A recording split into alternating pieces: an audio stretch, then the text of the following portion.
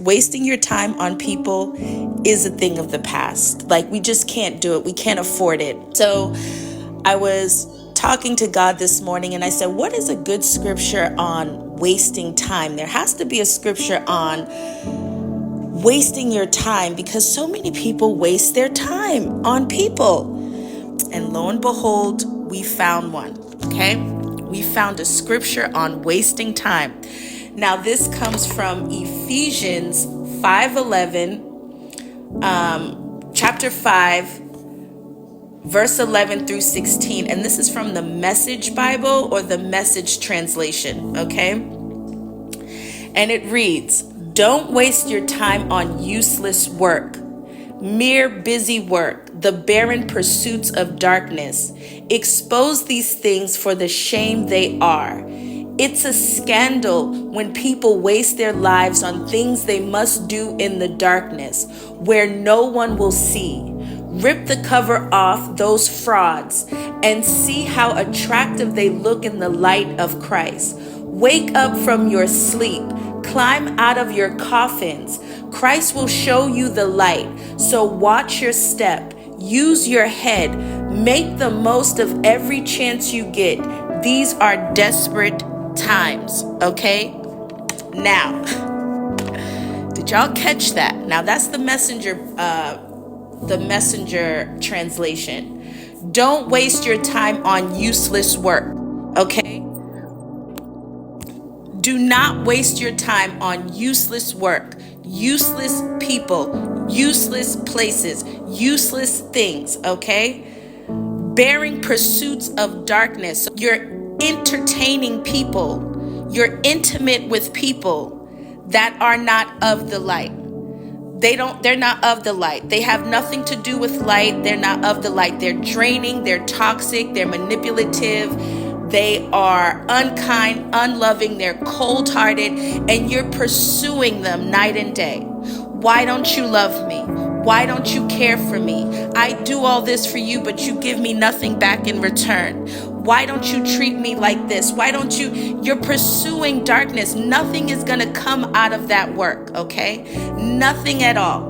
And so it says, it's a scandal when people waste their lives on things they must do in the darkness where no one will see, okay? So it's a scandal when you waste your time, waste your life on things you do in the darkness, because a lot of your friends and families don't even know you're getting on your knees, begging this person not to leave you again, begging this person just to do right by you. The tears you cry at night and your heart is broken and crushed. A lot of people don't see that. And we don't communicate those things either, right? Rip the cover off those frauds and see how attractive they look in the light of Christ. So rip the cover off, pull the veil down, and you will see exactly who that person is, right? Once you take the blinders off of your eyes. You're so blinded by love. You're so blinded by the words this person is saying, the empty promises this person is making, that you can't see past what's really on the other side of that person. God said you will know them by their fruit. Pay attention to their fruit, their character, their heart, words that they're saying, the actions. Pay attention to those things. Pay attention to those things. Wake up from your sleep.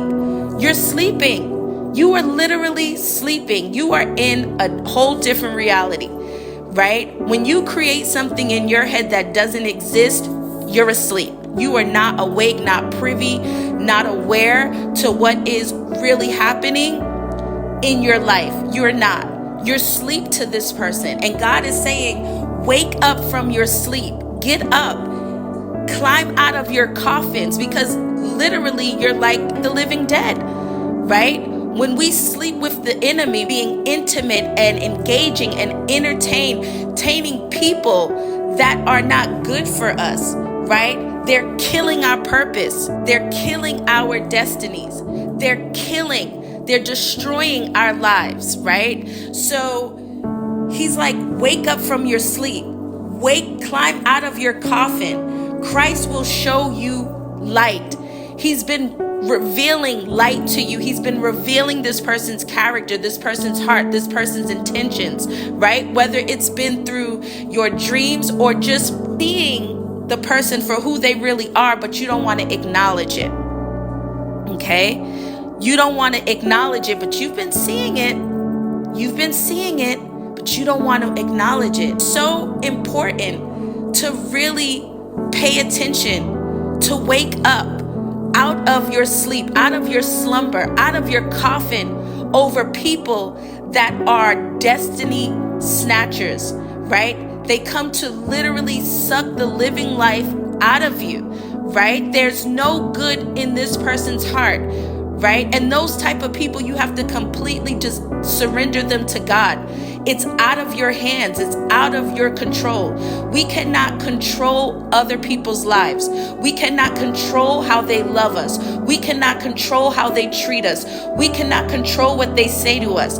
We can only accept how they treat us, accept what they say. So that means you have the power to choose whether or not you want to accept it or not. So if you're accepting whatever the person is giving you, if you're accepting that, that is a choice of your own. So at some point you have to say to yourself, maybe it's me. Maybe it's me.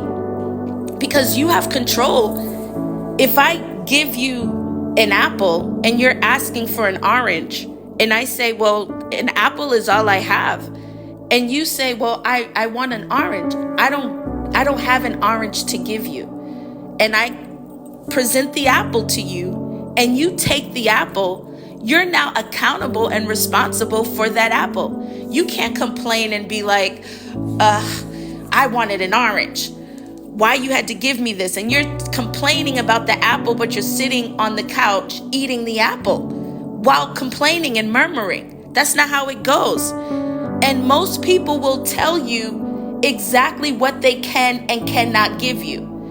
The problem is that you've already created a narrative in your head. You've already painted your perfect picture. You're ending to this love story that really doesn't exist. And then you get pissed off when they continuously show you who they are, right?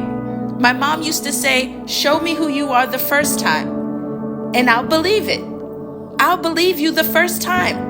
But see, we give people too many chances. We waste our time on people. We waste our time on useless work, okay? Bearing the pursuit of darkness. These relationships that you're having, that you're forcing, right? They're dark relationships. You're not happy. It's toxic. It's painful. You're getting your heart broken. You're crying every night. You can't sleep. You can't eat. What good do you think is going to come out of that? What good? Okay? And do you really want to go years and years and years in something that is going to produce nothingness? Ask yourself, do you want to go years and years and years in something that's going to produce nothingness? Stop putting high expectations on terrible choices, right? You made your bed, you lie in it. At some point, you have to take accountability and say, I'm wasting my time. I'm wasting my time. Why do I stay with this person, right? Why do I stay in something that doesn't serve me, that doesn't benefit me? These are questions that you have to ask yourself. These are questions that you have to ask yourself. You have to ask yourself, why am I wasting my time pursuing darkness? Okay? At some point, you have to wake up. Okay? Or you're going to live in vain, because the whole purpose of life is to live one that is full of abundance,